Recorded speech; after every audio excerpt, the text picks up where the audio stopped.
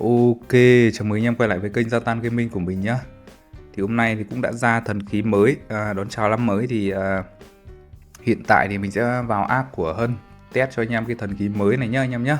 Đấy, cái thần khí mới này thì đây, hình dạng là một thanh kiếm, hiệu ứng để xem nào. Sau khi bắt đầu chiến đấu, nhận 10% giảm sát thương cuối cùng nhá. Đấy, mỗi 12 giây. Sau khi tích lực trong thời gian ngắn, đấy, cần tích lực một chút này, gây 2000% sát thương kỹ năng.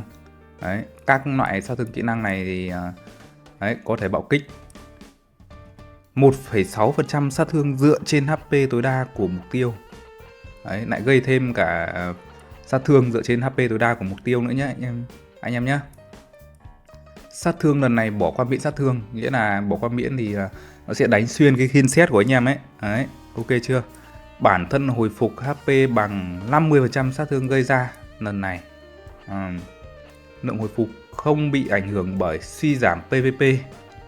Mỗi lần hồi phục không vượt quá 20% HP tối đa.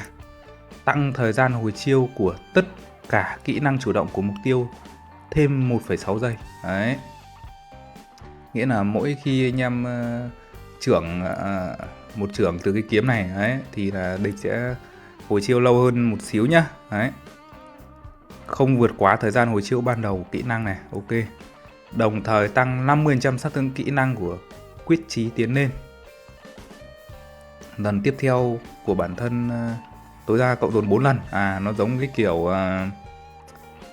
cái kỹ năng này này, huyết nguyệt này anh em này. Đấy, mỗi lần thi triển gọi là sẽ tăng sát thương của lần sau ấy. Đấy, kiểu đấy anh em nhé. Để xem nào còn dòng gì nữa không. Thi triển lập tức một lần sau khi bắt đầu chiến đấu nhá. Đấy, và anh em muốn xem hiệu ứng thì đây, bấm vào trong xem trước thần khí này. Đấy, đầu tiên là hiệu ứng anh em sở hữu cái thần khí này nhá. Đấy, cứ mỗi 12 giây thì nó sẽ trưởng một lần. Thì đây, đấy, 12 giây, 13 giây rồi. Này thì nó bị delay mất tầm 1 giây nữa anh em ạ. Đấy, trưởng để mình xem lần sau có to hơn lần trước không nhá. Vậy nó ghi là gây sát thương nhiều hơn mà đúng không? Nhưng mà lần sau thì như là không to hơn lần trước thì phải anh em ạ. Nốt phát xem nào, nhìn xem có to hơn không nào. Nó phải càng ngày càng to nhìn nó mới hầm hố chứ. Thì như thế anh em ơi, vẫn thế nhá. Đấy, mỗi 12 giây nó trưởng ra cái vàng vàng giống kiểu Kamezoko đấy thôi anh em ơi. Đấy, nói chung là tạm thời đấy. Ok, thì bây giờ mình sẽ test xem là cái thần khí này cho cung yếc có dùng được không nhá. Đấy, thì đầu tiên thì vẫn test với bộ cũ trước đi. Đầu tiên là sẽ là rắn nhá, rắn xong kéo. Đấy, để so sánh với hai thần khí này thôi nhá. Ok, mình sẽ test với ác của em Kai. Kai thì mình sẽ hạ bay của em Kai xuống tầm 3000 B thôi nhá. Đấy, mình chỉ giảm phần thức tỉnh HP thôi, nên là HP của em Kai tụt xuống tầm 3000 B. Và để test với ác của Hân cho dễ nhá anh em nhá. Ok, Kai thì cầm một set thủ bình thường thôi anh em ơi. Đấy, xem là đây, trường hợp đầu tiên này thì sẽ là thần khí kéo nha anh em nhé. Đấy, sẽ xem là chết ở giây thứ bao nhiêu và gây được bao nhiêu phần trăm AP của em Kai xem nào.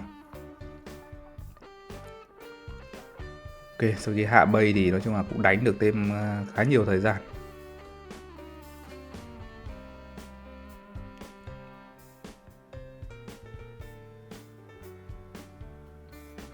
Ok, đấy, chết ở giây gọi là 0049 nhá anh em nhá. Và đam em Kai là còn 20% HP thôi. Đấy,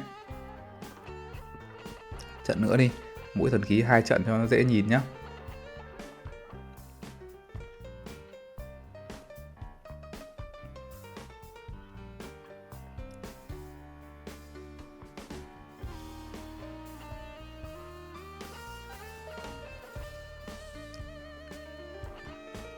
Ok, thì sống được dai hơn tầm 4 giây nhá. Thế là 0045. Đấy, và máu lượng em Kai thì cũng ở cái lượng 20% HP. Ok, sang một cái thần khí khác đi. Kéo nhá. kéo xong rồi thần khí mới đấy, cho những anh em mà có những cái thần khí này rồi để xem có lên lấy cho cung không. Ok chưa?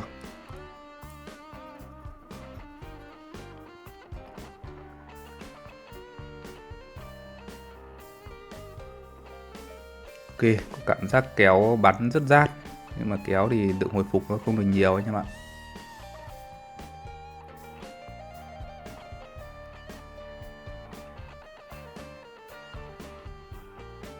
Ok, kéo thì đam to hơn vì giảm được hồi phục, nhưng mà bởi vì nó không có nguồn hồi phục nào bổ trợ, thế nên là ác của Hân đã chết ở tầm 1 phút nhá anh em nhé. Đây, làm lại trận nữa này.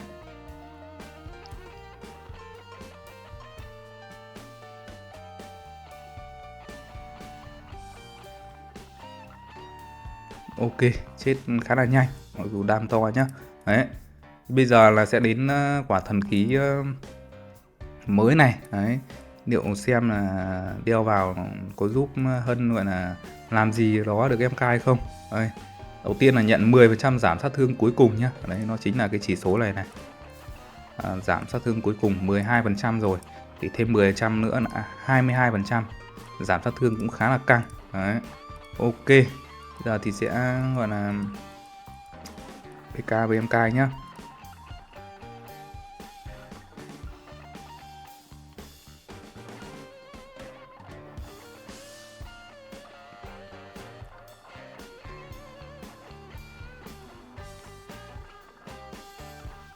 Ok, có thể thấy là cũng trâu hơn hơn kéo, sống được qua 1 phút. Xem lượng đam là có đủ giết MK không nhở? Không đủ rồi, vẫn là 0048 rồi.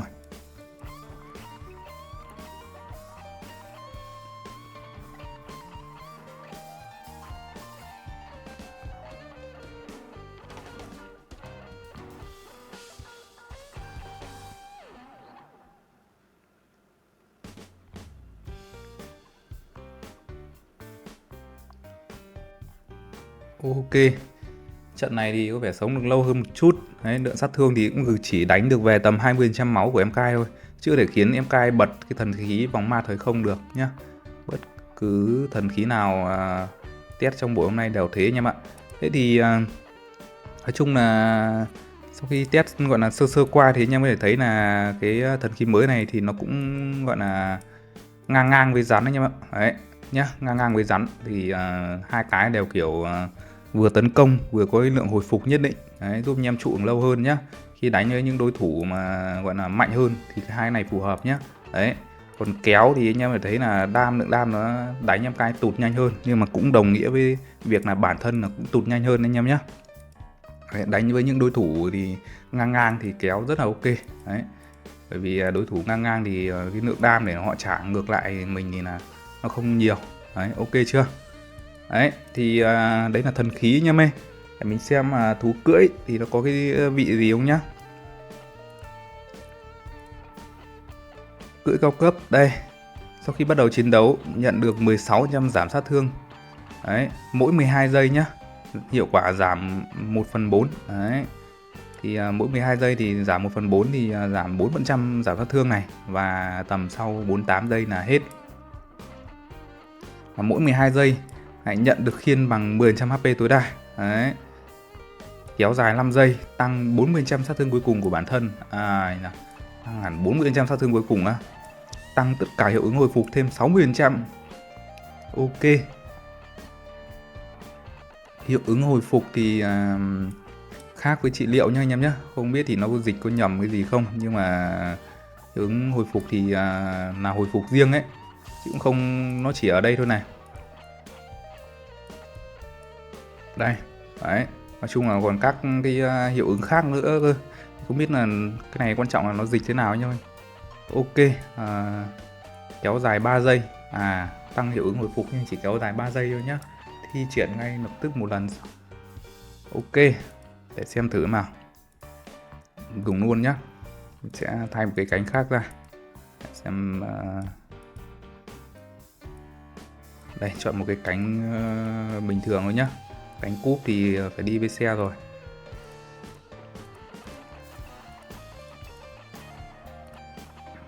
Đây, xe mới, thân khí mới.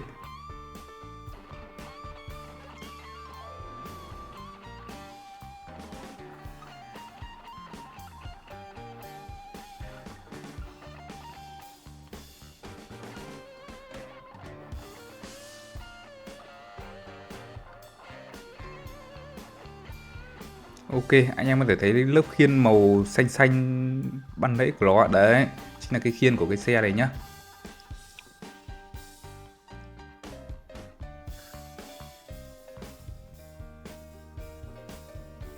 Ok, cũng khá được đấy anh em nhỉ, cũng không hề yếu đâu nhá.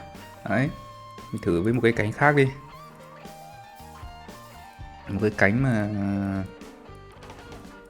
để xem nào. Một cái quạt đi. Đấy, một cái gọi là free đi để cho nhiều anh em cùng cùng có đi để xem là đánh với em cay thì kết quả nó có sáng hơn một chút gì không. Mình thấy là trụ nó trụ được cũng khá lâu. Đấy. Lượng đam thì nó hơi thấp một chút thôi.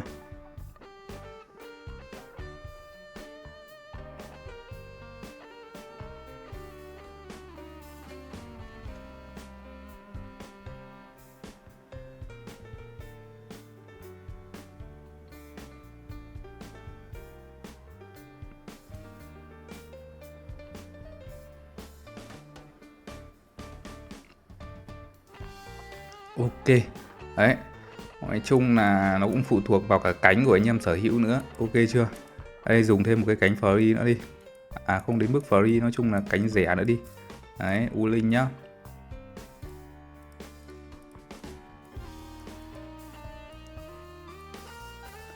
Đấy, để xem là sống được qua 50 giây thì coi như là cái bộ này dùng cũng được anh em ơi nhé. Sống được qua 50 giây thì cái bộ thần khí và xe mới này thì anh em nào mà chưa có cái xe mô tô thì cũng có thể dùng được đấy. Đấy là nó cũng hồi phục hồi viết là cũng ok này.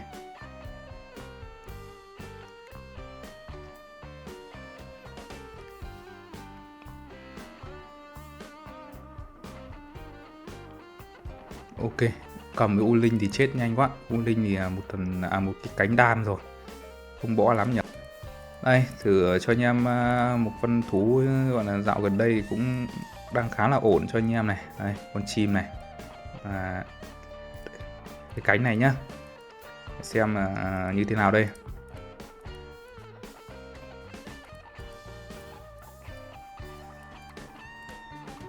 Xem hai đồ chơi gọi là xe và cánh cũ kết hợp với cái riêng với cái thần khí mới thì sẽ như thế nào.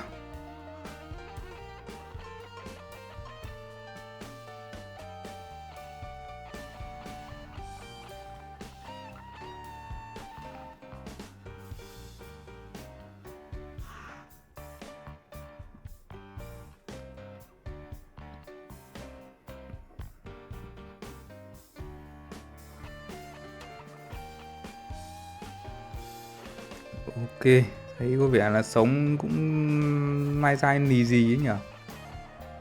44 giây mới chết, nhưng mà lượng đam thì thấy thấp thấp nhá. Đấy. Đây, hai đồ chơi đều tăng cái lượng hồi phục lên rất nhiều. Mình sử dụng luôn nhỉ. Đây, hai cái đều tăng lượng hồi phục lên nhá. Tăng 60%. Cái cánh này thì cũng tăng rất là nhiều anh em ạ. Đấy, ok chưa?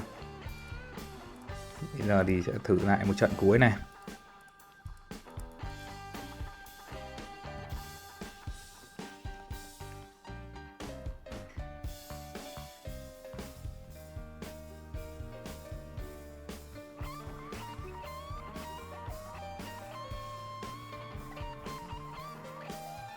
Ok, hai cái này thì kết hợp với nhau thì hơi cá đuối rồi. Nói chung là cũng chỉ sống được hơn phút thôi. Đấy nhá anh em nhá. Đấy, tổng kết lại thì đồ chơi của event này thì cũng được nếu mà anh em chưa có cái bộ gọi là xe cũ này. Đấy.